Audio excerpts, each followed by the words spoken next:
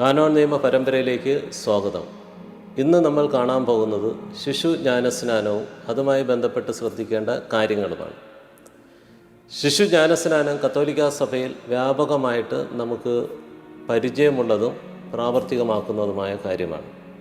ശിശുക്കളെക്കുറിച്ച് കത്തോലിക്കാ സഭ നൽകുന്ന നിർവചനം കാനോൻ നിയമം 97 99 വ്യക്തമാക്കുന്നുണ്ട്. 97 പറയുന്നത് ഒരു ശിശു എന്ന് പറയുന്നത് 7 വയസ്സ് പൂർത്തിയാകാത്ത കുഞ്ഞുങ്ങളാണ്. 99 പറയുന്നത്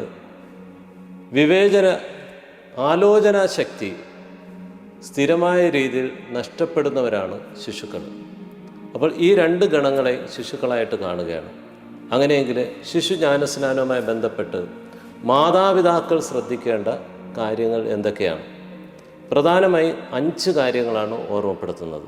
1, ജ്ഞാനസ്നാനത്തിൻ്റെ അർത്ഥവും അതിൻ്റെ കടമകളും മാതാപിതാക്കൾ അറിഞ്ഞിരിക്കണം. രണ്ടാമതായിട്ട്, തങ്ങളുടെ കുഞ്ഞിന് ജ്ഞാനസ്നാനം നൽകണമെന്ന് മാതാപിതാക്കൾ ഇടവക വികാരിയോട് അഭ്യർത്ഥിക്കണം.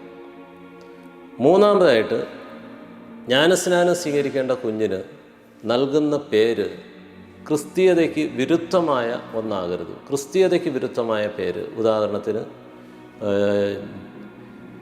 രാധാകൃഷ്ണൻ അല്ലെങ്കിൽ മുഹമ്മദ് തുടങ്ങിയ പേരുകൾ, ഈ രീതിക്ക് അർത്ഥം വരുന്ന മറ്റൊരു മതത്തെ സൂചിപ്പിക്കുന്ന പേരുകൾ നൽകാനായിട്ട് പാടില്ല.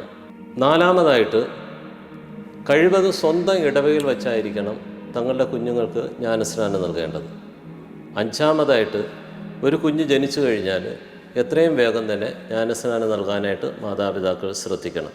ഇങ്ങനെ 5 കടമകളാണ് ജ്ഞാനസ്നാനവുമായി ബന്ധപ്പെട്ട് മാതാപിതാക്കൾ ശ്രദ്ധിക്കേണ്ട കാര്യങ്ങൾ.